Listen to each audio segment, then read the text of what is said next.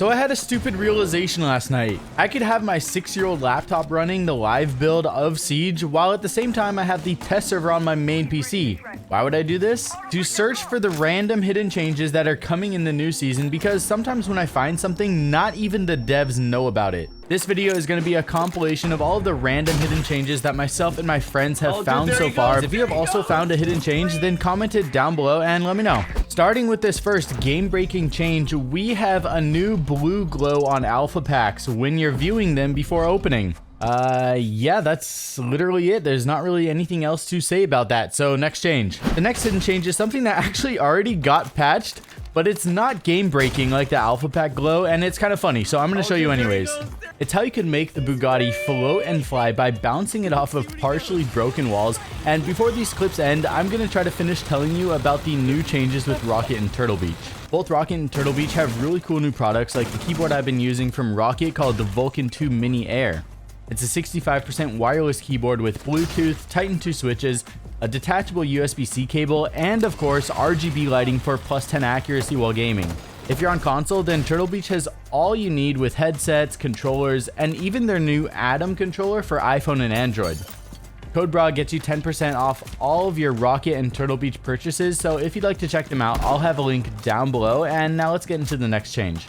Once you download the new season, another thing that you might notice is the layout of the custom game menu. They now have large photo tabs instead of just text tabs. And once you select if you want to create an online local or join local match, then you will see distinct setups for presets for everything from your custom options, which you've personally set up, and then they'll also have presets for like competitive pro league options, tactical, which is ranked and standard, or used to be called unranked. It's going to have your quick play options, and then even arcade options with all of the existing game modes, which is really cool. Up next are the character animation changes in the main menu when you select an operator. There are different animations for Sledge, where he now swings his hammer up onto his shoulder and then looks around a lot more than before. There's a new one for Habana, where she uses her gadget like a fidget spinner instead of just standing there. The new smoke animation is here, and it actually has him bring his weapon up and then tap his canister on his head. There's a new one for Cav, where she racks the slide back on her sidearm and then takes a more sideways stance than before. And then finally, Grim even gets one where he does the usual shoulder swing with his launcher, and then he does nothing afterwards, versus on the current live build, he shoulders his launcher and then puts one hand behind his back. So basically, Grim got nerfed in the animation category.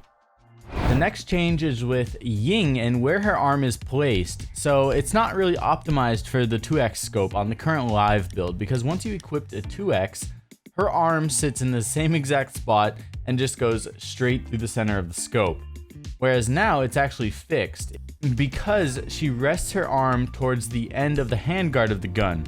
So now when you equip the 2x, it's now optimized. Her hand's not going to be phasing through the scope, and yeah, great quality of life change. One of my favorites. One of my favorite random changes is that now you can promote people in your party to leader, so you don't need to constantly remake lobbies. This one might have actually been in the patch notes, but I didn't catch it there, so I decided to put it in here just in case. Up next is a new intro screen when you first start up the game. Now, before it used to be pretty short. They used to have a paragraph and then a quick thing about epilepsy warning, but now they actually have tips for use of video games to reduce epileptic seizures and other health concerns. So yeah, pretty interesting.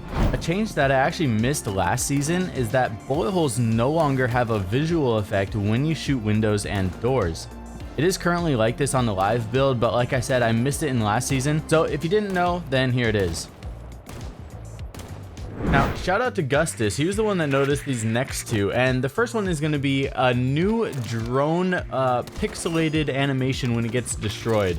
Before, it used to be kind of like a distorted horizontal thing, kind of like static when you're switching your TV and you don't have a channel. Now it's actually just going to be like a bunch of little circle pixel dots. This actually kind of reminds me of the old one, because back in the day it used to be something similar. So I would be curious to go back and find an old video and see if it's like maybe they just copy and pasted that old one back on. Who knows? This one is kind of speculation and only time will tell, but I could swear that the ragdolls and effects for kills were way more exaggerated on the test server anytime that I played versus the current live build when I was testing it. I'm guessing once more people start to play and if more people notice this, then that'll confirm it. But to me, maybe it's in my head, but I feel like I really noticed a difference. Up next, there's some random changes with operators' gadgets. Right now, there seems to be less of a visual movement from the vibrations on the Lion drone once you put a scan off, but you're only going to notice it at certain angles. This one could possibly be an audio bug, so I'll be curious to see if this changes, but I couldn't get the Mira window pop sound to come on when destroying Mira windows. That actually was really helpful, especially if you're playing with Twitch and you hit like a long range shot. It's really helpful to have that like popping cue, but right now on the test server, they actually took that out. There's not going to be any more beep from your phone when you activate Fenrir gadgets.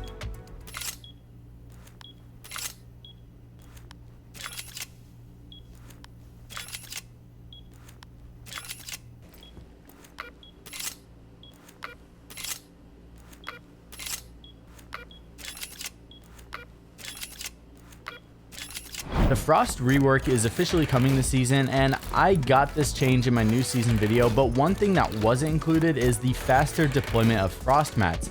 It's now slightly quicker to put them on the floor.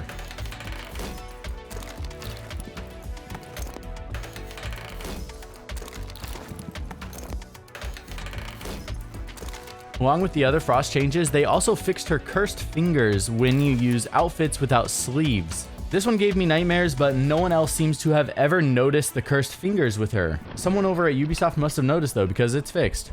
They're no longer broken. A cool quality of life change is that now you have a setting for both automatically picking up the diffuser and manually picking up, so you can have both of them turned on. Before you only had two options where you had auto pickup or manual pickup. Now you can do both.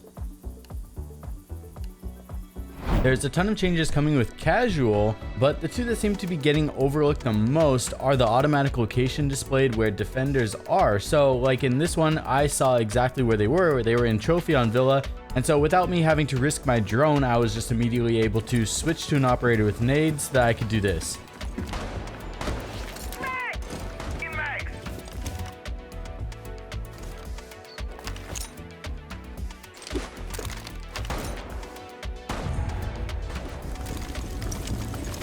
The other change that seems to be getting a little bit overlooked is the second part of the defender safeguard. We all know that attackers are going to be invincible for 10 seconds unless they enter a building, but defenders also cannot leave the building for those first 10 seconds of the action phase. My biggest concern with this is that new players are going to be learning bad habits of not checking for the most obvious and dumb things like this brain dead runout that I still did even with all of the changes that try to keep attackers safe. Up next are some hidden Easter eggs and details that are cool, with the first being the destruction rework on Tower. When you select the map in customs or load in, the map is now on literal fire.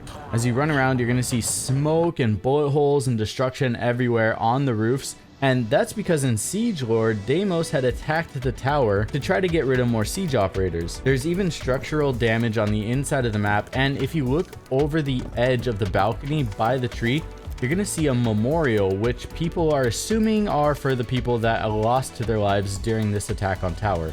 Almost said attack on Titan. Up next are a couple hidden Easter eggs during the new attacker training.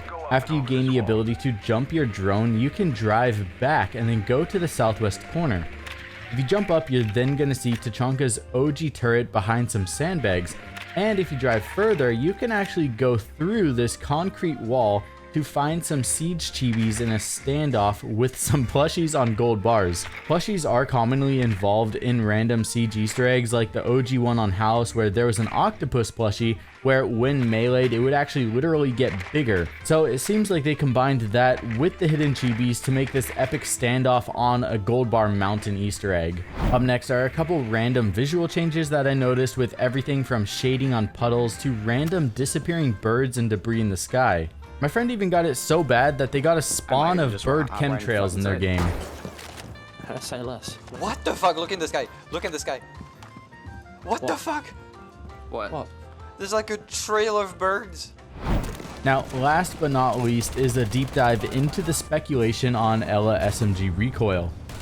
specifically with the vert grip and compensator attached. I've been hearing a lot of people talking about how it's like a laser now and it's really close to the OG days, and I don't think it's anywhere near the launch Ella, but it did feel pretty easy to use when I was testing it out.